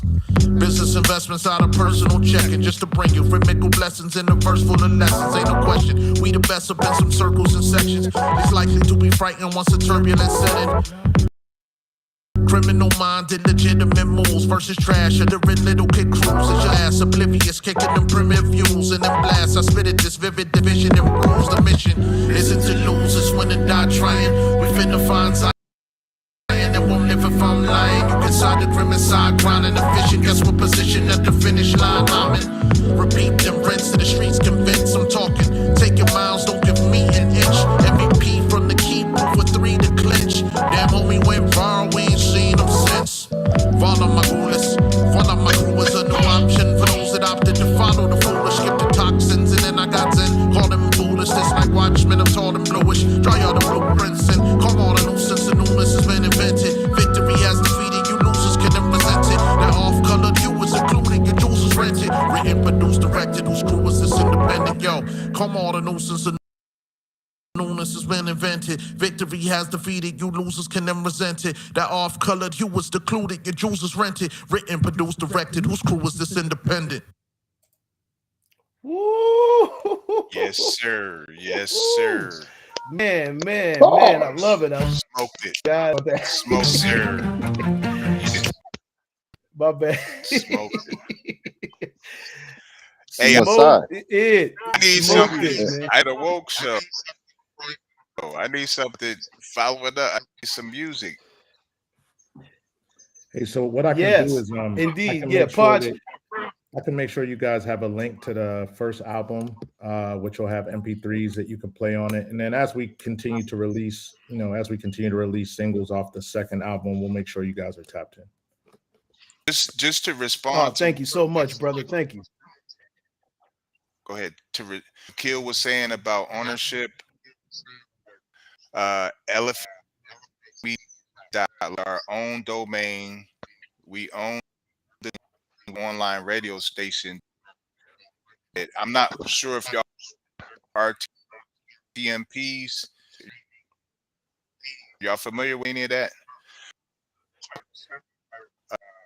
Documentary Dream live on the radios. Talk about doing some of that. I know y'all got the documentary, but I want y'all to do some streaming live on LFX. Back and visit us on AM Kings. You heard? Yeah, for sure. This sounds like a quarterly thing we need to do or something. You know what I mean? Where we just get on here and say crazy shit. Like people should have to pay for music. Yeah, Masai. Hey, I pulled my credit. Go ahead, see. Yeah, you talk a lot like me. just with different vocabulary, just different mouth words. Okay, you talk very um. I tend to be to myself because I know how confident I talk, and people take it as arrogance. And I'm like, I'm not arrogant. I'm just very confident. I did a Yeah. lot of studying, and I went through a lot in life, and I took all those lessons that I learned and the trauma that I went through, and I learned from it, and I put it into my music. So I'm super lyrical. I am a super lyrical person. So I'm gonna I'm gonna reach out to you and I'm gonna send you my album because I took my stuff off the internet because I'm gonna be building a web page and people have to pay for my music, just as you said. I own my masters. My masters are sitting right there on the hard drive. They can't come do shit. Yeah, and so So this is the key to what Akil's saying. You can do whatever the fuck you want with your own music mm, because you own it. So somebody might think I'm crazy and be like, I'm putting my shit on Spotify first day. I want the most people to hear it possible. Great. You could do that because you own it, right? Everybody doesn't have to go in the direction I want. All I'm trying to say is if you come up with a crazy idea not to put your stuff on it, there shouldn't be anyone between you and that decision, right? And that's where we want to get to. Eventually, we'll put it on streaming, and people who don't care about us and want to listen to it while they're mm, vacuuming or washing dishes, they can listen to it too. But for now, this is for the real heads that want to support real music and see the culture move forward and continue exclusively, right? It's for them. yeah, Then we'll give it to the rest of the world. But if you want to do it reverse, if you're like, I'm never going to try to sell my music, that's an uphill battle. Great. Do it the way you want it. But if you don't own it, you don't have none of that decision making ability at all. yeah, So hopefully we're past that lesson for sure. To the point that you made about arrogance, um, honestly, the reason why I have let my mm, music speak so much for me is because I think I've been misinterpreted in the past. But I think most of the misinterpretation comes from people who are not vibrating at the same level that yeah, you. yeah, yeah, You know what I yeah, mean? yeah, yeah, Ooh, yeah, we So if yeah, talking you're about yeah, that a yeah, yeah. lot, vibrating at a low Masai. Oh, hold on. frequency, I Oh, got that lesson a now you want long time ago. Yo, it. I've been yeah, away from society for at least 16 years. You're like, yeah, yeah, like, yep, I don't really don't go out and do anything yep, other than with See, family. show him the crystals real quick. All right, See, show him the crystals, please. no problem. Yeah, we got it. Yes, indeed. Because Yeah. what C is, he's a Reiki, Rick, he's a shaman. yeah, You know what I'm saying? So he has a hey, different buddy, perspective on things. stop. But this is what we're all about. C is from the Bronx. You know what I'm saying? P is from Erie, but he lives in yeah, Houston. You know what I'm saying? LB owns a store in yeah, Erie. You know what I'm yeah. saying? And he has his own retail store. There they go. There they go. So dope. So so the thing Wait. I was saying is just like don't be afraid to operate at your own frequency. And the people who Oh yeah, most definitely. can't receive that right now, that it wasn't for them. You know what I mean? It wasn't for them. Yeah, I yeah, know I'm in this room with five confident brothers. Y'all ain't gonna be like, oh, he's arrogant. You know what I mean? yeah, yeah, yeah, That's because you're probably some beta that's not ready to hear that yet. You know what I mean? yeah, Or yeah, because you want to yeah, follow yeah. some I other rose above all that. Yeah, and that's not for us. You know what I mean? So yeah, I'm just trying to operate at my frequency and be honest about my perspective. Definitely be self-aware and be careful of how you say things because you don't want to, make anyone um feel disrespected. But I want people to feel uncomfortable when I speak. Because that's what's going to move you to action. If you're yeah, super comfortable with everything I say, and I'm saying things that are the most pleasing to you and don't inspire any thought, then I failed because that's my job as an MC. That's my job as a leader, right? Mm. So yeah, if I haven't said anything that made people uncomfortable or say, I'm gonna do something about that today, then I failed yeah, with the time that we spent. You know what I mean? So if we all yeah, just start saying and really vibrating at the frequency that we truly are at, we'll make that connection and you'll inspire some people to take some action. And right, we got this, yeah, this is going to be clipped up and recorded and sent out. Maybe someone hears this in 5 more years and it inspires them. You know what I mean? So, or today. So I love this as a format and I demand that we come back soon and talk more about this stuff. Oh Or, no, you are we just turn it definitely into a nine you're no hours and we just longer keep going and everybody mm, can, right, man. You guys are no longer guests, man. You are family. You are the AM Kings, is an extended family. You know what I'm saying? Yeah. Yes. Look at the wolf. The wolf is in the building. That's Yeah, abs- absolutely, man. You guys are part of the family now. You know what I'm saying? I'm so happy that you guys made it to the show today. And I just really wanted this to exist. And you guys are just so spot on with your artistry, life. Our conversations are just really, man. It's amazing, man, how you guys just came right in and fit right in on the AM King show. Our chat is loving it, you know what I'm saying, and they are definitely part of our family as well. So we welcome y'all with open arms.